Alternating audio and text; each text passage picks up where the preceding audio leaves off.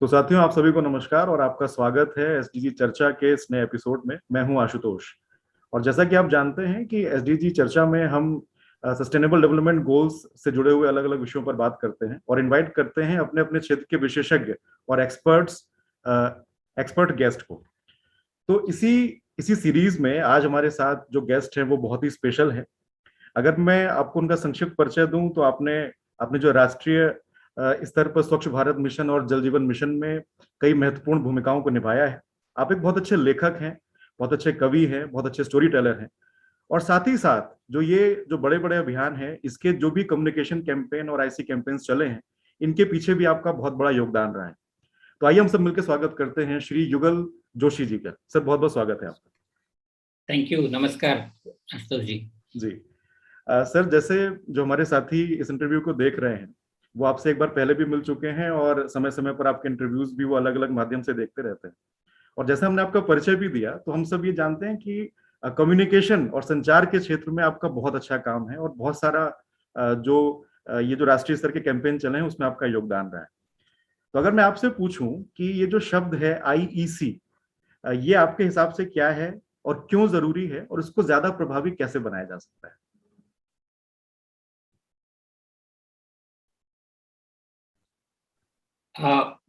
IEC जैसा सबको ही जानते हैं। आई मतलब इंफॉर्मेशन, ई एजुकेशन और सी कम्युनिकेशन। जी ये तो हो गई बहुत सीधी सी बात।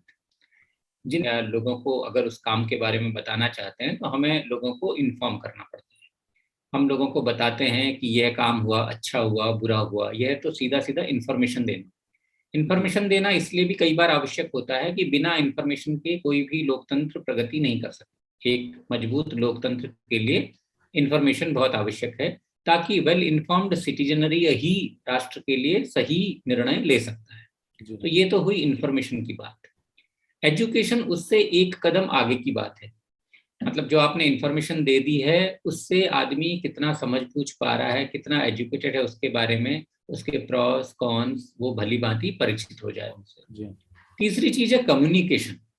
अब कई बार ये होता है, आपने अगर चाइनीज विस्पर सुना होगा, तो चाइनीज विस्पर एक छोटा सा गेम होता है। उसमें आप एक आदमी के कान में कुछ कहते हैं, फिर एक सीरीज बनती है, वो आदमी दूसरे के कान में कहता है, दूसरा तीसरे के। तो ये बड़ी प्रभावी एक खेल है जिससे पता चलता है कि कम्युनिकेशन कैसे सिर्फ 8 या 10 कानों तक पहुंचते पहुंचते डिस्टॉर्ट हो जाता है। जी। तो कम्युनिकेशन और सही कम्युनिकेशन, आप जो बात कहना चाह रहे हैं वो श्रोता तक सही सही पहुंच जाए, जो आपका आशय है वही श्रोता तक पहुंचे। तो ये बहुत बड़ा चैलेंज एक होता है सरकार के लिए खास तौर से, या किसी भी बड़ी कंपनी के लिए, किसी बड़ी संस्था के लिए, या किसी भी आदमी के लिए, कि जो बात वह कह रहा है वो बिना किसी उसमें कुछ और जुड़े घटे सीधी सीधी श्रोता तक आ जाए। तो ये बहुत बड़ा चैलेंज है। तो आईईसी ये तीनों चीजों का मिला जुला रूप है। लेकिन सिर्फ आईईसी से ही बात नहीं बनती। जी। मतलब अगर मैं किसी को इंफॉर्मेशन दे रहा हूँ किसी प्रोग्राम के बारे में, या उसे एजुकेट कर रहा हूँ उस प्रोग्राम के बारे में, और तीसरा अगर कम्युनिकेट कर रहा हूँ, तो इतने भर से होता नहीं है। क्यों? इसलिए नहीं होता है क्योंकि अंततः हम ये चाहते हैं कि जो भी कार्यक्रम है, खासकर जो इस तरह से जीवन को प्रभावित करने वाले बहुत बड़े कार्यक्रम हैं, जैसे आपने जल जीवन मिशन की चर्चा की या आपने स्वच्छ भारत मिशन की चर्चा की, तो बिना जनता के इनमें सक्रिय भागीदारी के यह संभव नहीं है। तो आईईसी का पहला पर्पज, आईईसी बहुत एक फंडामेंटल लेवल पे एक बेसिक एक आधार तय कर देता है कि लोगों को उस कार्यक्रम की जानकारी हो, उन्हें यह भी जानकारी हो कि यह कार्यक्रम क्यों किया जा रहा है, किस तरीके से किया जा रहा है, किसके लिए किया जा रहा है, और इसके उद्देश्य क्या हैं। ये चीजें बहुत क्लियरली डिफाइन करके लोगों तक पहुंचाना आईईसी है। जी सर, हमारा एक सवाल और जुड़ा था इससे कि इसको ज्यादा प्रभावी कैसे बना सकते हैं, क्योंकि आजकल बात तो सभी करते हैं आईसी होना चाहिए, लेकिन प्रभावी कैसे होगा? देखिए, प्रभावी वाली बात मैंने पिछले प्रश्न के उत्तर में यह कही थी कि बिना लोगों की भागीदारी पे नहीं हो सकता। जी। अंततः कोई भी सरकारी कार्यक्रम सरकार सफल नहीं बना सकती जब तक कि जनता की उसमें भागीदारी ना हो, जब तक कि जनता का बहुत सक्रिय सहयोग, जनता में उत्साह न हो उस कार्यक्रम को लेकर के। अब उत्साह कैसे होता है? आमतौर पर जनता को उत्साह तब होता है जब यह जनता के किसी हित को साध रहा। कोई ऐसी उनकी जरूरतें हैं जिनको यह पूरा कर रहा हो, पहले तो वो समझें कि ये जरूरतें वाकई उसकी हैं। इसीलिए हम लोग डिमांड ड्रिवन की बात करते हैं कि लोगों में खुद ही इसकी डिमांड जनरेट हो। ठीक है। दूसरा यह है कि लोगों को हम कैसे प्रोत्साहित करें कि वह इसमें सक्रिय रूप से जुड़े। तो होता है, आपने पढ़ा होगा पहला लॉ न्यूटन का, जो जड़त्व का नियम है कि आदमी नॉर्मली जड़ ही रहना चाहता है, जिस स्थिति में है उसी स्थिति में रहना चाहता है। तो आईसी स्ट्रेटेजीज इफेक्टिव कब होंगी? जब हम उनको इस रूप में ढाल सकें कि वह लोगों का व्यवहार परिवर्तन कर सके। तो बिहेवियर चेंज कैंपेन जब आईसी बनता है, और उसमें भी सबसे इफेक्टिव है कि इंटरपर्सनल कम्युनिकेशन जब होता है, तो ये दोनों तत्व अगर बिहेवियर चेंज कैंपेन्स और इंटरपर्सनल कम्युनिकेशन अगर उसके साथ जुड़ते हैं, तब आईसी अधिक प्रभावी बनता है। क्यों? क्योंकि अंततः उद्देश्य क्या है? अगर आज जल जीवन मिशन की बात करें तो जल जीवन मिशन में हम कहते हैं कि अंततोगत्वा सभी गांव में जो VWSCs हैं, विलेज वाटर और सैनिटेशन कमिटीज हैं या पानी समिति हैं, उनको ही इनकी देखरेख अपने हाथ में लेनी, ताकि व्यवस्था 30 साल 40 साल तक चल सके। तो अगर आप ये समझिए कि इतनी बड़ी व्यवस्था जो इन विलेज वाटर इंफ्रास्ट्रक्चर की हम बात करते हैं, वह लोगों को ही संभालना है, उन्हें ही इसके लिए सर्विस डिलीवरी चार्ज कलेक्ट करने हैं, इसका ऑपरेशन मेंटेनेंस उन्हीं को देखना है, पानी की कैसी क्वालिटी आ रही है, जो हम 5 बहनों को वहाँ ट्रेन कर रहे हैं वो कैसे बार बार उस पानी की क्वालिटी चेक कर रही हैं, न सिर्फ चेक कर रही हैं बल्कि उसको जो WQMIS है उसमें अपलोड भी कर रही है। तो इतना सारा तो तब होगा जब हम पहले तो सही आईईसी करें, उसके बाद बिहेवियर चेंज करें कि नहीं, ये सरकार की या PHED की जिम्मेदारी नहीं है कि पानी उन्होंने पहुंचा दिया, कनेक्शन दे दिया तो इतिश्री होगी। नहीं, ये आपकी जिम्मेदारी है। पानी तो बहुत एक नैसर्गिक आधारभूत आवश्यकता है। तो अगर जनता ही इस कार्यक्रम को अपने हाथ में लेना है, जनता को ही, जैसे हमने स्वच्छ भारत में देखा था कि टॉयलेट्स की डिमांड जनरेट हुई, वैसे ही जल जीवन में लंबे समय तक अगर किससे चलाना है कार्यक्रम को, तो बिहेवियर चेंज कम्युनिकेशन के, इंटरपर्सनल कम्युनिकेशन के, कि लोग जाने कि यह उनकी अपनी चीज है, उन्हें ही चलानी है, उसके बिना आईसी पूरी नहीं हो सकती। जी जी सर, जैसे आपने बताया कि सिर्फ अकेला आईसी ही उतना इफेक्टिव नहीं होगा जब तक उसमें व्यवहार परिवर्तन और लोगों का शामिल होना उसमें ना हम जोड़ पाए, क्योंकि जब तक चीजें डिमांड ड्रिवन नहीं है तब तक वो आगे तक लंबे समय तक सस्टेन नहीं कर सकती। आप देखिए ना आशुतोष जी, जैसे समाचार पत्र में जो विज्ञापन होता है जी, समाचार पत्र का विज्ञापन बहुत पैसा लेता है। अगर आप पूरे भारतवर्ष के लेवल पे एक पेज का विज्ञापन निकालें 300-400 अखबारों में, तो ये कुछ करोड़ों रुपए का विज्ञापन होता है। लेकिन वो व्यवहार परिवर्तन कितना कर पाता है, इसके बारे में मुझे संदेह है। वो सिर्फ जानकारी देता है कि हाँ यह चीज हो रही है, यह प्रोग्राम हो रहा है या यह कार्यक्रम है, लेकिन उससे व्यवहार परिवर्तन नहीं होता है। इसलिए सिर्फ जानकारी देना इसके लिए पर्याप्त नहीं। व्यवहार परिवर्तन भी बहुत ही आवश्यक है। सर, इसके बाद जो हमारा अगला सवाल आता है, एक आपका आर्टिकल आया था, मुझे याद है शायद योजना में था, और उसमें आपने जो पारंपरिक माध्यम है जिनका आईसी टूल्स के तौर पे हम प्रयोग कर सकते हैं, उसमें आपने लिखा था। तो मेरा सवाल उसी से रिलेटेड है कि पारंपरिक रूप से आईसी के जो टूल्स का अभी तक प्रयोग होता रहा है, जो लोग करते रहे हैं, तो वो आपको लगता है कि क्या आज के जो हमारा परिप्रेक्ष्य उसमें भी उतना ही प्रभावी है? मेरा तो मानना है कि बहुत अधिक प्रभावी है जी। देखिए, ministry of information and broadcasting के बहुत डिफरेंट डिपार्टमेंट हैं जो इस काम को बहुत सालों से कर रहे हैं।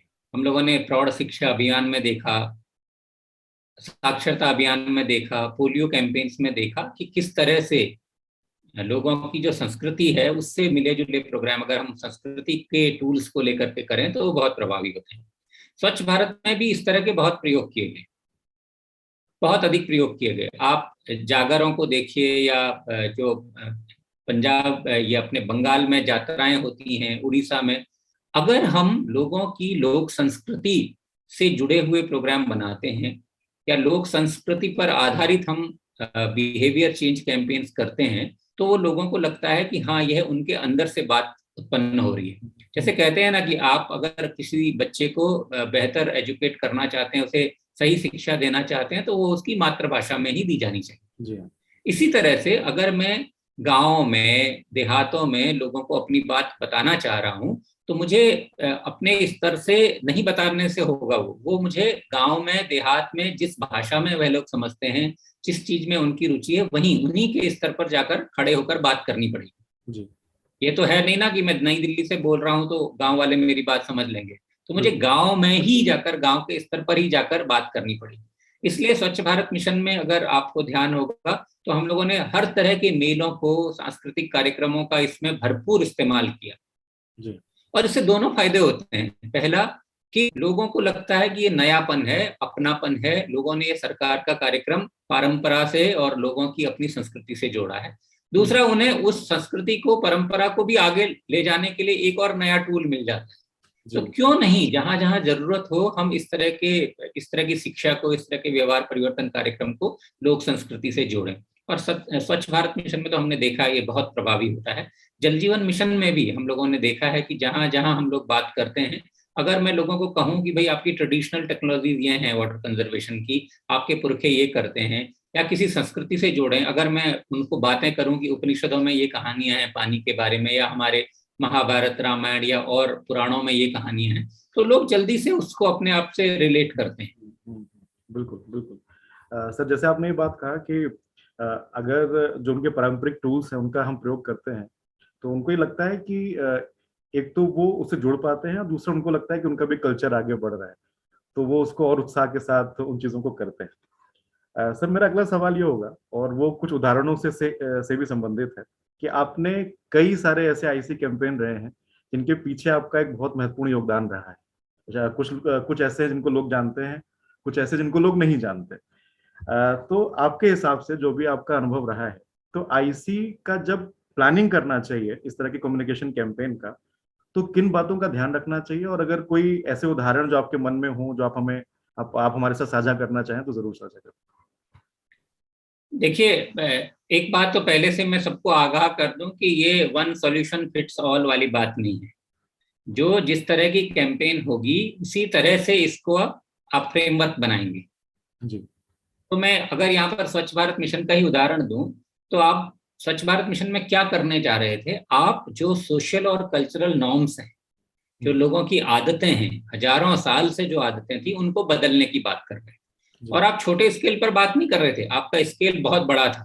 लोग बताते हैं कि 2014 के आसपास करीब करीब 60 करोड़ भारतीय लोग खुले में शौच करते थे, तो स्केल आपका बहुत बड़ा था और पूरे राष्ट्रीय स्तर पर आपको ये बात करनी थी।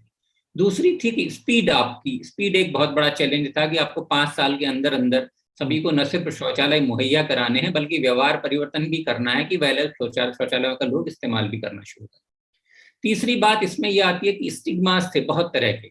वो हमने जब भी कैंपेन्स चलाई, जब भी लोगों से बातचीत की, तो बहुत तरह के स्टिग्मा होते हैं। आप लोग हैरान हो जाएंगे उन्हें सुन करके कि कैसे घरों के संबंध, आपसी संबंध, या लोगों की कुछ रूढ़िवादी जो मान्यताएं होती हैं, बहुत तरह की चीजें कैसे लोगों को एक तरीके का बहाना देती थी कि नहीं, हमें शौचालय नहीं बनाना है। तो आप उन स्टिग्मास को भी चेंज करने की बात करते थे, जो कि हजारों सैकड़ों सालों से लोगों के दिमाग में घर कर गई थी। और चौथी आखिरी चीज क्या होती है उस कैंपेन की, कि भाई वो सस्टेन भी करे। ऐसा ना हो कि जब तक आप कैंपेन चला रहे हैं और 6 महीने तक, तब तक तो वो ठीक चल रहा है, आपने जैसे ही विड्रॉ कर ली कैंपेन तो खत्म हो गई। तो चौथी चीज हो गई सस्टेनेबिलिटी की। तो हम लोग किसी भी, कोई भी आईईसी का प्रोग्राम होता है तो स्केल, स्पीड, स्टिग्मा, सस्टेनेबिलिटी, ये सारी चीजों को देख करके आप प्रोग्राम बनाते हैं। अच्छा, उसके बाद ये होती है कि आपको प्रोग्राम बनाने के लिए ये नहीं हो सकता कि भाई पुरानी जो मान्यताएं हैं, आप लिरिल के वही वाले गाने पर अगर नवयुवती नहा रही है तो लोग कितने दिन उस प्रोग्राम को देखेंगे, 1 साल में बोर हो जाएंगे। तो आपको इनोवेट करना होता है, आप नए तरीके के इनोवेशन करेंगे। आप जगह, जो कहते हैं देश काल परिस्थिति देख करके इनोवेट करेंगे। वहाँ की जो सांस्कृतिक और सामाजिक संरचनाएं हैं, जो उनकी लोगों की मान्यताएं हैं, उसे देखकर इनोवेट करेंगे। तो इनोवेशन बहुत इंपॉर्टेंट हो जाता है। तो ये, अब इनोवेशन अगर आपने कर लिया तो उसके बाद इसे डिफ्यूज कैसे करेंगे, आप लोगों तक पहुंचाएंगे कैसे? तो इसके लिए होता है कि भाई इनोवेशन आपके पास है तो फिर आप ढूंढेंगे कि आपके जो कम्युनिकेशन चैनल्स हैं वो क्या क्या हैं। डिफरेंट कम्युनिकेशन चैनल्स होंगे आपको। ये उस पर भी डिपेंड करेगा कि आपकी जो जेब है वो कितनी भारी है, कितनी गहरी जेब आपकी है। जी हाँ, और ये दूसरा बड़ा कि फैक्टर है। जी, दूसरा कि वो जो चैनल है वो वाकई कितना प्रभावी है, क्या उसकी वाकई जरूरत है। जैसे मैंने आपको अखबार के एडवर्टाइजमेंट का हवाला दिया, तो बहुत लोग देते हैं अखबार के एडवर्टाइजमेंट, लेकिन हमने स्वच्छ भारत मिशन में यह महसूस किया कि नहीं, अखबार के एडवर्टाइजमेंट दिए जाने से उतना प्रभाव नहीं होता है जितना प्रभावी मेरा स्वच्छाग्रही होगा। आपको याद होगा कि स्वच्छ भारत मिशन में करीब करीब 6 लाख स्वच्छाग्रही थे, हर गांव में करीब करीब एक, जो जाकर लोगों को रोज सुबह शाम, सुबह निगरानी समिति में जाते थे, दोपहर में उनसे बातचीत करते थे, शाम को फिर और चौपाल लगती थी, रात्रि चौपाल। तो जो ये इंटरपर्सनल कम्युनिकेशन है, इस तरह का कम्युनिकेशन चैनल आपको ढूंढने पड़ेंगे कि क्या चीज कहाँ काम करती है। फिर उसके बाद आपको यह भी ध्यान रखना पड़ेगा कि वहां का, जहां आप इस तरह का आईईसी कैंपेन, व्यवहार परिवर्तन कार्यक्रम चला रहे हैं, वहां का सोशल सिस्टम किस तरीके का है, वो बहुत जरूरी होगी। फाइनली आपको देखना पड़ेगा कि समय कितना है। कोई भी चीज हम अंतहीन समय तक नहीं खींच सकते। कोई कार्यक्रम चलता है तो एक बहुत लिमिटेड टाइम पीरियड के लिए चलता है। तो 4 चीजें इसमें हो गई कि आप कैसे करेंगे। इनोवेशन आपको चाहिए, वो आप देखेंगे आपका कार्यक्रम क्या है, उस पर निर्भर करेगा, बहुत सारी चीजों पर निर्भर करेगा। दूसरा कि आप कम्युनिकेशन चैनल्स कौन से चुन रहे हैं, कैसे चुन रहे हैं, जहां आप काम करना चाह रहे हैं वहां का सोशल सिस्टम किस तरीके का है, और आपके पास टाइम कितना है। तो ये सारी चीजें बेसिकली हम देखते हैं कि किस तरह की कैंपेन हम चलाएंगे। अच्छा, उसके बाद एक और बड़ी चीज आ जाती है कि आपका टारगेट ऑडियंस क्या है। हाँ, ये टारगेट ऑडियंस जो आपका होगा उसके हिसाब से आप अपनी कैंपेन बनाएंगे। लेकिन आप ये मानिए कि 140 करोड़ के इस देश में कोई एक संस्था, कोई एक डिपार्टमेंट कार्यक्रम नहीं चला सकता। तो आपको लोगों का सहयोग लेना ही होगा।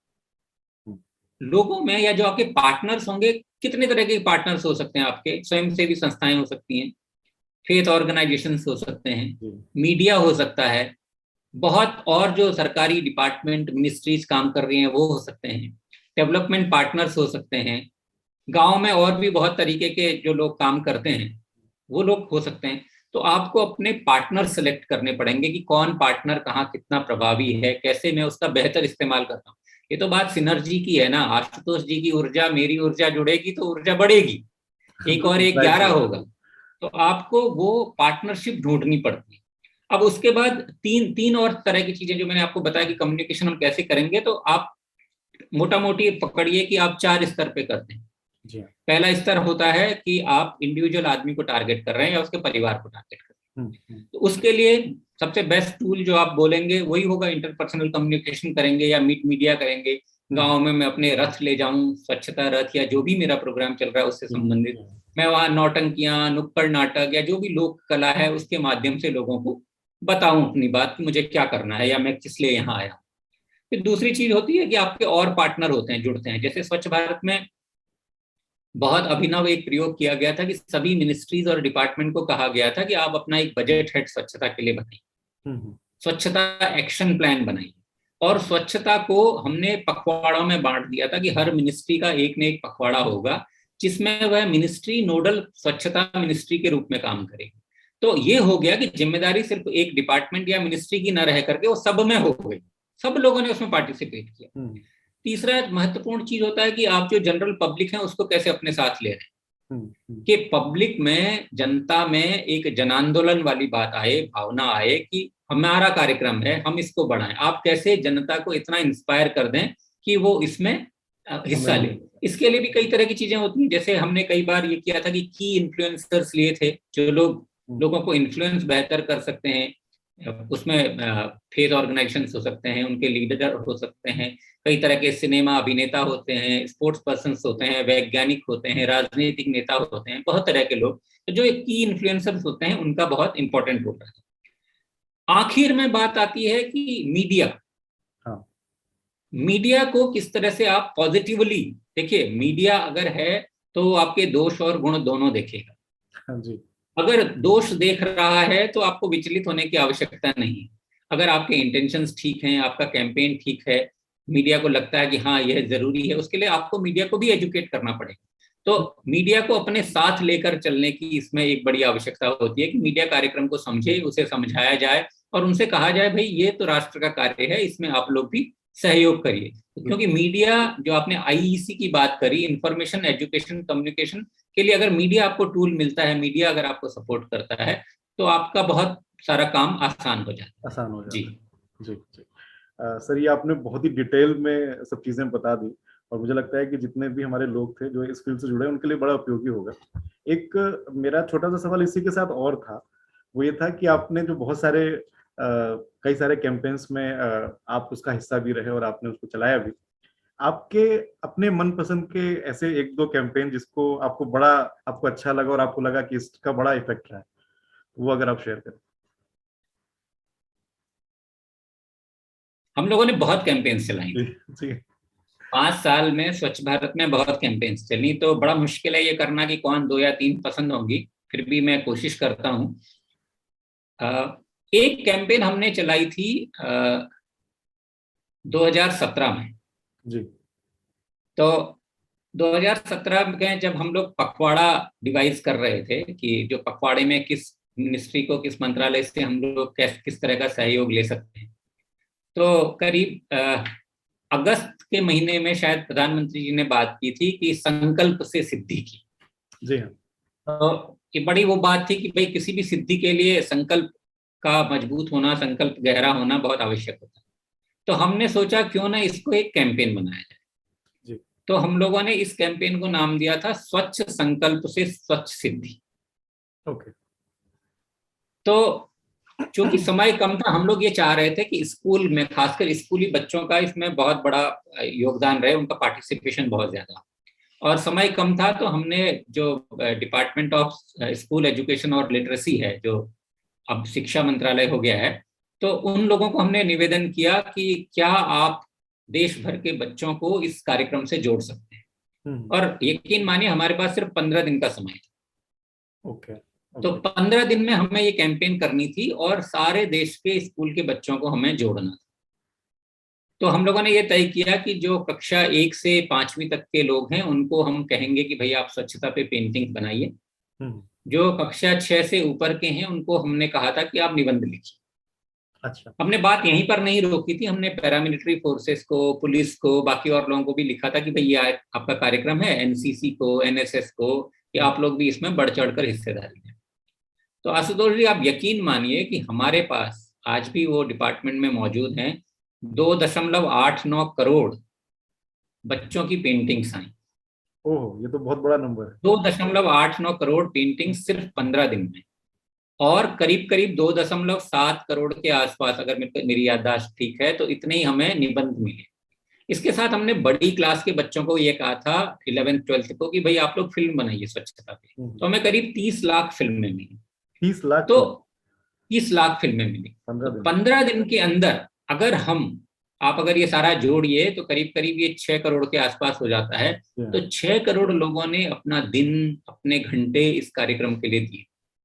तो ये बहुत बड़ी सफलता थी, जिसमें हम लोगों को, स्कूल को, क्योंकि बच्चे देखिए, भविष्य तो देश का बच्चे हैं, उन्हीं को देश को चलाना है। अगर बच्चा दिन में 1 या 2 घंटे या 1 या 2 दिन पेंटिंग बनाने में लगाता है स्वच्छता पे, तो उसके मन पर कितना गहरा असर इन चीजों का पड़ता हो। आज भी जब मैं लोग कहीं जाता हूं तो लोग कहते हैं कि नहीं, स्वच्छ भारत मिशन से सबसे बड़ी चीज ये हुई है कि लोगों के व्यवहार में जरूर परिवर्तन आया है। तो ये जो कैंपेन थी स्वच्छ संकल्प से स्वच्छ सिद्धि, ये मेरे को बहुत मेरे दिल के करीब है। दूसरी एक कैंपेन हमने की थी 2019 में। ये कैंपेन भी हम लोग मिनिस्ट्री में, सबसे अच्छी चीज ये होती थी कि सब लोग इकट्ठे बैठते थे और खूब सारी चर्निंग्स होती थी कि अब क्या किया जाए, क्या किया जाए। और हम लोग बड़े रेस्टलेस लोग थे। मतलब होता ये था कि 15-20 दिन अगर बिना कैंपेन के चले गए तो लगता था कि अरे कुछ हो नहीं रहा है। कुछ हो नहीं रहा। तो हम लोगों ने दिसंबर में ही ये सोचा कि टॉयलेट तो बन रहे थे, उस समय तक काफी अच्छी संख्या में टॉयलेट बन गए थे। तो हमने सोचा कि एक ऐसा क्यों नहीं कंपटीशन किया जाए या लोगों को इंस्पायर किया जाए कि आप अपने टॉयलेट्स को आप रंग दीजिए, जो भी लोक कला जैसे भी कर सकते हैं, स्लोगन्स लिखिए, पेंटिंग्स करिए। तो ये पेंटिंग कंपटीशन हो गया था टॉयलेट्स का। अच्छा। बहुत लोग स्केप्टिकल थे इसमें कि अरे ये क्या बात है, आप लोग कैसे, क्यों करेंगे अपने टॉयलेट्स को पेंट। लेकिन सिर्फ 1 महीने का कैंपेन चला था ये, और 1 महीने में आप यकीन करिए 1.39 करीब 139 लाख टॉयलेट पेंट हुए देश भर में, ओहो। हर कोने में देश के, और लोगों ने इतनी सुंदर पेंटिंग्स बनाई।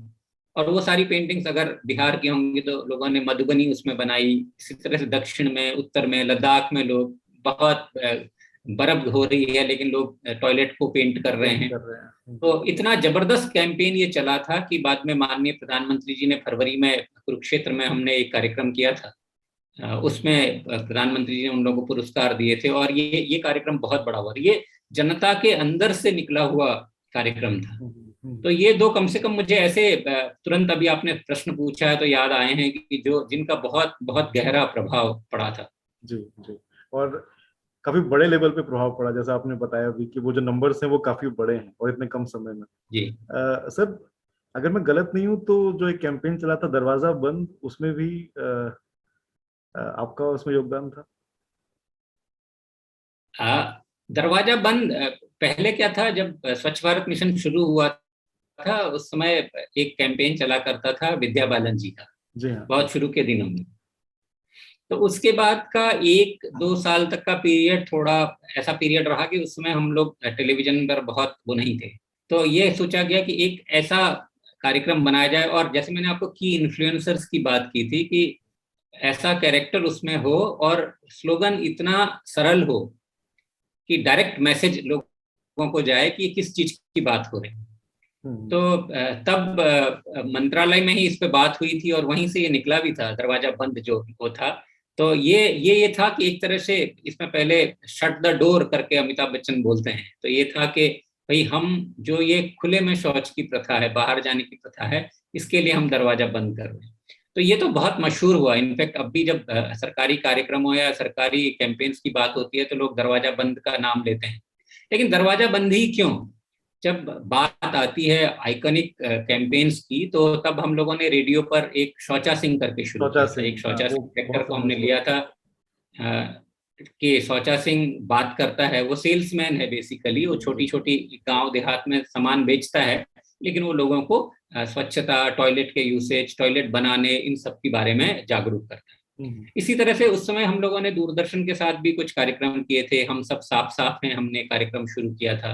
वायाकॉन पे इसी तरह से वायाकॉम वालों ने बनाया था, उनके कलर से उनका एक दूसरा चैनल है, उस पर उन्होंने एक पूरा 13 एपिसोड का बनाया था। और सबसे बड़ी बात हुई थी कि जब हम लोग ये हैरान हुए और अक्षय कुमार जी ने हमें बताया कि वो एक इस पे फिल्म बनाने जा रहे हैं, जो टॉयलेट एक प्रेम कथा बनी। एक प्रेम कथा। तो हाँ, और टॉयलेट एक प्रेम कथा बहुत सुपरहिट हुई। तो जी इससे कम से कम ये बात जमी कि हाँ, टॉयलेट जैसे विषय पे अगर लोग पैसा खर्च करके सिनेमा हॉल में फिल्म देखने जा सकते हैं, तो ये कार्यक्रम की सफलता का, बिहेवियर चेंज कैंपेन का एक बिल्कुल खास वो था, चोटी थी उसकी, कि भाई लोग पैसा खर्च करके टॉयलेट पे बनी हुई फिल्म देखने जा रहे हाँ, वो एक बहुत बड़ा रिजल्ट था जो आप लोगों ने अचीव किया था। हैं। जी जी। तो सर, ये तो कई सारे एग्जांपल्स आ गए और मुझे लगता है हमारे कई व्यूअर्स को पता भी नहीं होगा कि ये सब चीजें जो हुई थी उसमें आप लोगों का बहुत इतना सारा योगदान भी रहा था। मुझे जो याद आता है, एक ऐड था ठंडा मतलब कोका कोला, उसमें प्रसून जोशी शायद था, और उनका जो उनका यूएसपी था वो ये था कि वो बड़ा इजी है, लोगों के मन में आ जी जाता है। और इसीलिए मुझे वो याद आया कि जब दरवाजा बंद कैंपेन था तो वो इतना इजी था कि वो सबके मन सबकी जुबान पे इजीली आ जाता था। जी सर, अभी इस इंटरव्यू का आखिरी जो पड़ाव है उसकी तरफ हम आ गए हैं, और अभी का जो हमारा सवाल है वो जल जीवन मिशन से संबंधित है। वो ये है कि अगर जल जीवन मिशन के परिप्रेक्ष्य में मैं बात करूं, उसके संदर्भ में मैं बात करूं, तो जो पारंपरिक आईसी टूल्स हैं उनका किस तरीके से जो उसका प्रभावी प्रयोग हो सकता है और उसमें क्या उनका भूमिका हो सकती है जल जीवन मिशन के परिप्रेक्ष्य में अगर देखें। देखिए, अगर दोनों मिशनों की, स्वच्छ भारत मिशन और जल जीवन मिशन की तुलना नहीं कर सकते। जी जी। स्वच्छ भारत मिशन का एक जो मॉडल था वो था शौचालय बनाना और शौचालय का उपयोग करना। जी इसके मुकाबले जल जीवन मिशन का जो एम्बिशन है, जो स्केल है, वो बहुत बड़ा है, विशद है बहुत। बिल्कुल। क्योंकि पानी, हर घर तक पानी पहुंचाना वो बहुत बड़ा काम है। जी लेकिन सिर्फ हर घर तक पानी पहुंचाने से तो बात नहीं बनेगी। जी पानी का, जैसे मैं अक्सर कहता हूं कि पानी सृष्टि में एक ही बार बना, जो पानी डायनासोर पीते थे वही पानी हम भी पी रहे हैं। जी हाँ। जो पानी आपके पुरखों ने पिया होगा वही पानी हम भी पी रहे हैं। बस ये तो धरती का, नेचर का गुण है कि वो पानी बार बार रिसाइकल होकर के, छन करके वापस हमारे पास आता है। जी। तो पहला बिहेवियर जो चेंज इसमें कैंपेन है वो तो यही है कि भैया पानी अमूल्य है, धरती पे दोबारा नहीं बना, इसका दोबारा इस्तेमाल करना, बार बार इस्तेमाल करना, ये बहुत आवश्यक है। जी। अब एक चीज और मैं आपको बताऊं, मजेदार चीज, हमारे यहाँ वेस्ट वाटर कहते हैं। अब तो फिर भी थोड़ा उसे ग्रे वाटर, ब्लैक वाटर कहने लगे हैं, लेकिन दुनिया में ऐसे भी देश हैं जहां इसे वेस्ट वाटर नहीं कहा जाता। क्यों? क्योंकि पानी वेस्ट हो ही नहीं सकता। पानी यूज हो सकता है, फिर रीयूज हो सकता है। तो हम क्यों नहीं इसको यूज्ड वाटर कहते हैं?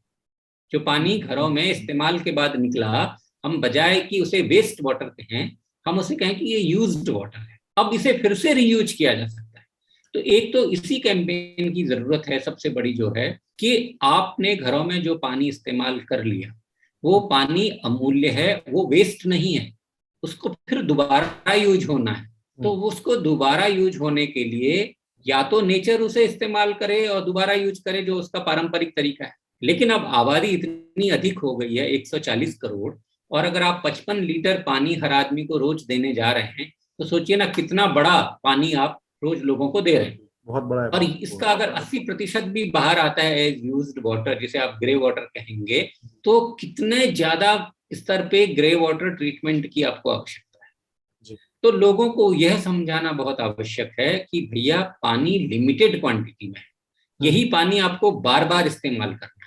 और ये पानी बार बार इस्तेमाल करना है तो आपका जो स्रोत है पानी के, वो बार बार रिचार्ज होने चाहिए, स्रोतों की देखभाल होनी चाहिए, जिसे हम कंजर्वेशन ऑफ सोर्सेस कहते हैं, वाटर रिसोर्सेज, वो रिचार्ज हो, रेन वाटर हार्वेस्टिंग हो।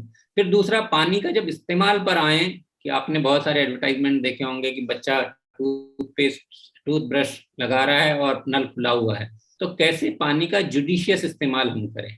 पानी को लंबे समय तक चलाने के लिए जरूरी है कि भाई एक एक बूंद पानी अमूल्य है, उपयोगी है, इसका इस्तेमाल ठीक से करें। तीसरी चीज आती है, जब जो यूज किया हुआ पानी हो उसका कैसे इस्तेमाल करें। तो ये टॉयलेट बनाने से बहुत बड़ा, ऑक्सीजन और पानी के बिना जीवन नहीं। तो लोग अगर ये समझें कि भाई ये हमारे जीवन से जुड़ी हुई चीज है, तो व्यवहार परिवर्तन के जो मॉडल्स हैं डिफरेंट, वो बनाने में थोड़ी आसानी हो जाती है। दूसरी चीज ये है कि जैसे जल जीवन मिशन की चर्चा करते समय मैंने पहले बताया कि सारा का सारा हम ये चाहते हैं कि गांव में जो पानी समिति हों, WSC हों, वो इसकी देखभाल करें। तो अल्टीमेटली हर गांव में 30 से 35 लोगों का ऐसा कैडर बनेगा जो कि पानी का पूरा मैनेजमेंट करे। वो ओन भी करेंगे, वो प्लान भी करेंगे, इम्प्लीमेंट भी करेंगे। तो सबसे बड़ी बात, आप अगर 30 के हिसाब से भारत के 6 लाख गांव देख लीजिए, तो 1,80,00,000 तो यही हो गए जिन लोगों को न सिर्फ अपना समझना है बल्कि लोगों को। तो आईईसी की जितनी जरूरत जल जीवन मिशन में है वो स्वच्छ भारत मिशन से बहुत अधिक है, बहुत अधिक। और दूसरी बात, यहाँ जब हम फिर से, मैंने आपको बताया था ना, स्केल, स्पीड, स्टिग्मा, सस्टेनेबिलिटी, उनका स्केल यहाँ पर बहुत बहुत अधिक है। क्योंकि हमारे देश में तो नंबर बहुत बड़ा हो जाता है ना, जब मैं 140 करोड़ की बात करता हूं तो स्केल भी आपका बढ़ जाता है, स्पीड आपकी और बढ़ जाएगी, क्योंकि समय सीमित है, 2024 तक आपको कर लेना है। और उसके बाद आपका लक्ष्य है कि 30-40 साल तक गांव के लोग इसको करें, सस्टेनेबिलिटी भी होनी चाहिए। और स्टिग्मा की बात है जहां पर, वहां हम स्टिग्मा की बात करते थे कि खुले में शौच करना या टॉयलेट बनाने से ये होता है। यहाँ स्टिग्मा ये है कि भाई ये वेस्ट नहीं है, जो भी पानी आपके घर से निकल रहा है ये छी यक वाटर नहीं है, इसका आप शोधन करेंगे तो दोबारा इस्तेमाल कर सकते हैं। और अगर दोबारा इस्तेमाल नहीं करेंगे तो आप गए, यू आर डूम्ड। नहीं, ये जो अभी आपने बात कही कि इसमें दो चीजें बड़ी इंपॉर्टेंट हैं, कि ये एक बहुत बड़े स्केल का कार्यक्रम है, और दूसरा कि जो हमारा नजरिया है, जो हम वेस्ट वाटर कहते हैं, उस नजरिए को तुरंत बदलना कि वो वेस्ट वाटर नहीं है, यूज वाटर है, क्योंकि वो प्रकृति में तो रिसाइकिल होके आपके पास आ ही रहा था। अब वो आपको करना है क्योंकि उसका यूज भी बहुत ज्यादा हो गया। मुझे लगता है कि ये नजरिया अगर सबके पास आएगा तो शायद ये बहुत अच्छे तरीके से हो भी पाएगा। तो युगल सर, ये आज के हमारे इंटरव्यू का आखिरी क्वेश्चन था, आखिरी सवाल था, और मुझे लगता है कि जिस तरीके से आपने बहुत शॉर्ट में आपने अपनी सारी चीजों को बहुत संक्षेप में और बहुत अच्छे तरीके से बता दिया ये एक ऐसा इंटरव्यू होगा जिसको अगर आप कई बार देखेंगे तो कई चीजें आपको उसमें मिलती रहेंगी, इनसाइट्स मिलती रहेंगी। तो आपका बहुत बहुत धन्यवाद एक बार फिर से एसडीजी चक्रा में आने के लिए। आपको हमने दूसरी बार इनवाइट किया था और आप आए। हमारे सारे व्यूअर्स की तरफ से आपका बहुत बहुत धन्यवाद। आशुतोष जी, आपका बहुत बहुत धन्यवाद इस चर्चा में मुझे आमंत्रित करने के लिए। इस तरह की चर्चाओं में भाग लेकर मुझे हमेशा खुशी मिलती है, क्योंकि इस तरह के कार्यक्रम आप आगे भी करते रहें। आपको बहुत बहुत शुभकामनाएं और एक बार फिर से धन्यवाद। बहुत बहुत धन्यवाद सर। और हम ये उम्मीद करेंगे कि आपको हम आगे भी इनवाइट करें और आगे भी आपके जो इंसाइट्स हैं उनसे हम सबको फायदा मिले। Thank you. Thank you.